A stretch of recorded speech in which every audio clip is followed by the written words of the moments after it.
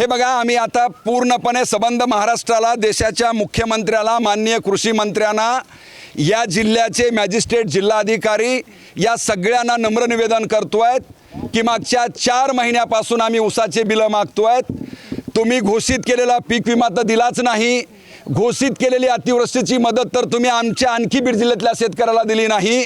आम्ही पिकवून जो ऊस या कारखान्याला घातलेला आहे त्या कारखान्याची बिलं सुद्धा आम्हाला आणखी दिली नाही आहेत, दिली तर नाही आहेत, वरून आमच्या जखमेवरती मीठ चोळताय आणि पैसे येईल तेव्हा आणि जून आणि जुलैपर्यंत जर आमच्या मार्च आणि फेब्रुवारीमध्ये घातलेल्या ऊसाचे बिलं जर मिळणार असतील तर या ठिकाणी या ऊस उत्पादक शेतकऱ्यांनी कारखान्याच्या गेटवर मरणं आता पसंत केलेलं आहे आणि ह्याला जबाबदार असणारा या राज्याचं सरकार, या राज्याचे मुख्यमंत्री, गृहमंत्री, कृषी मंत्री, साखर आयुक्त, साखर सहसंचालक आणि जिल्हाधिकारी आणि यासोबतच या जिल्ह्याचे संपूर्ण वेगवेगळ्या पक्षाचे खासदार, आमदार, लोकप्रतिनिधी आणि मंत्रीसुद्धा याला जबाबदार असतील। आणि आम्ही आता ठरवलेलं आहे की या कारखान्याचं गेट आम्ही पूर्णपणे बंद करणार आहोत। मधला माणूस बाहेर नाही आणि बाहेरचा माणूस मध्ये नाही आहे। जोपर्यंत आमच्या ऊसाचे पैसे खात्यावर पडत नाही तोपर्यंत हा निर्णय आम्ही शेतकऱ्यांनी घेतलेला आहे।